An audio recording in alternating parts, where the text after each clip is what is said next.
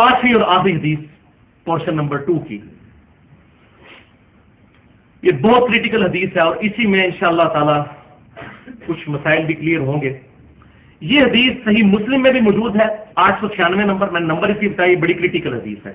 सुनन अबी दाऊद में भी है और सुनन निसाई में भी मौजूद है, लेकिन मुस्लिम शरीफ में इसका थोड़ा सा पोर्शन है, मुख्तसर डिटेल सुनन अबी दाऊद और सुनन निसाई के अंदर है कि वाइल बिन हुजर रज़ियल्लाहु ताला अन्हु फतह मक्का के बाद मुसलमान होने वाले यमन के शहजादों में से थे, शाही फैमिली में से थे, मुसलमान हुए। और अबू दाऊद में और निसाई में अल्फाज है कि मैं सिर्फ इसलिए मदीना शरीफ आया कि देखूं कि नबी सल्लल्लाहु अलैहि वसल्लम नमाज किस तरह पढ़ते हैं।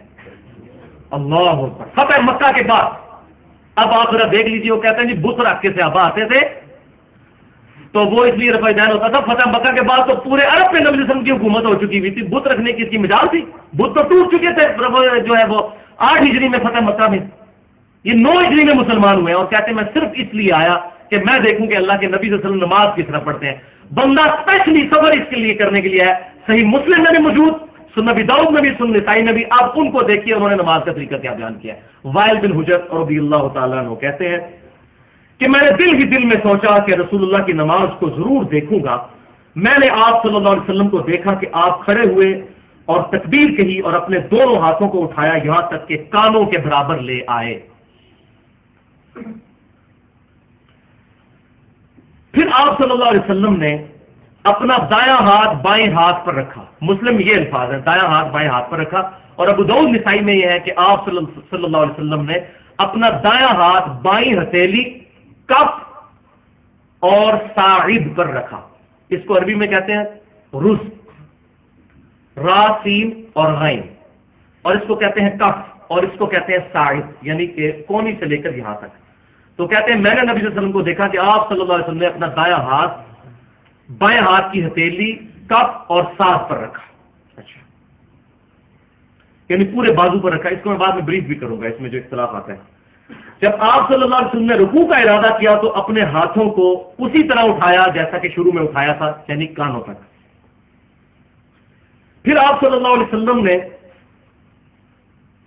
ये रुकू में जाते वक्त, और फिर आप सल्लल्लाहु अलैहि वसल्लम ने रुकू के अंदर दोनों हाथों को घुटनों पर रखा।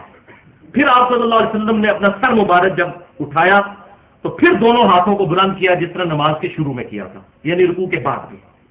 फिर आप सल्लल्लाहु अलैहि वसल्लम ने सजदा किया और अपनी दोनों हथेलियों को अपने कानों के बराबर रखा। फिर आप सल्लल्लाहु अलैहि वसल्लम बैठ गए और अपने बाएं पांव को बिछाया और अपना बायां हाथ बाईं रान पर और दायां हाथ दाईं रान पर रखा और दाईं कोहनी को दाईं रान के साथ मिला लिया। वो तवर्रुक में ऐसे ही होता है, वो इंशाल्लाह बता भी दूंगा। और फिर दरमियान की उंगली और अंगूठे का हल्का बनाया और आप सल्लल्लाहु अलैहि वसल्लम ने बाकी हाथ को बंद फरमाकर शहादत की उंगली से इशारा किया। और मैंने आप सल्लल्लाहु अलैहि वसल्लम को देखा कि आप सल्लल्लाहु अलैहि वसल्लम जब दुआ फरमा रहे थे तो अपनी उंगली को हिला भी रहे थे। पहले खाली इशारा किया और दुआओं के दौरान इसको हल्का हल्का, ऐसे नहीं हिलाना, ये जैसे सऊदी अरब में भी बात अरबी बड़ा तेज से ला रहे थे, बिल्कुल आस्ता आस्ता। और मुस्नद इमाम अहमद में सही हदीस मौजूद है कि ये शहादत की उंगली नमाज में जब उठाई जाती है ये शैतान पर लोहे से भी ज्यादा सख्त पड़ती है। ये अल्हम्दुलिल्लाह। तो ये जो शहादत की उंगली उठाने का जिक्र है और उसको हिलाने का, ये अबू दाऊद और निसाई के अंदर, और पहला वाला हिस्सा जो है वो कॉमन है।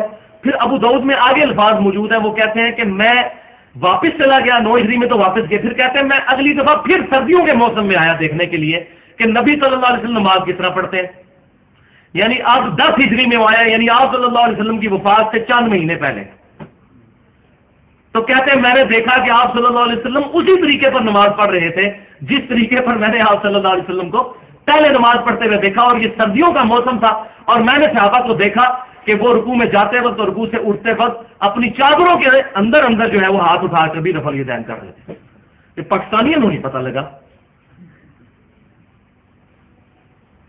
तो कहते मनसूख हो गए, पता नहीं चिरोकड़ा मनसूख हो गया बोले। तो ये उन्होंने अल्हम्दुलिल्लाह बात नकल फरमाई। और ये हदीस बड़ी पर्टिकुलर हाथों की पोजीशन को ही टारगेट करती है कि नबी सल्लल्लाहु अलैहि वसल्लम क़याम में हाथ कहां रखते थे, आप सल्लल्लाहु अलैहि वसल्लम रुकू में हाथ कहां रखते थे, आप सल्लल्लाहु अलैहि वसल्लम सजदों में हाथ कहां रखते थे, आप सल्लल्लाहु अलैहि वसल्लम तशहुद में हाथ कहां रखते थे। तो ये हदीस हर मौके पर हाथों की पोजीशन बता रही है لہذا اسی حدیث کے کانٹیکسٹ میں انشاءاللہ مسئلہ کلیئر کر دوں گا کہ علماء عرب نے جو رکوع کے بعد ہاتھ باندھنے والا مسئلہ شروع کیا ہے یہ بالکل سنت کے خلاف ہے۔ اس حدیث میں انشاءاللہ تعالی جب اس قومے کا پورشن آئے گا تو میں انشاءاللہ اس کو ڈسکس کروں گا۔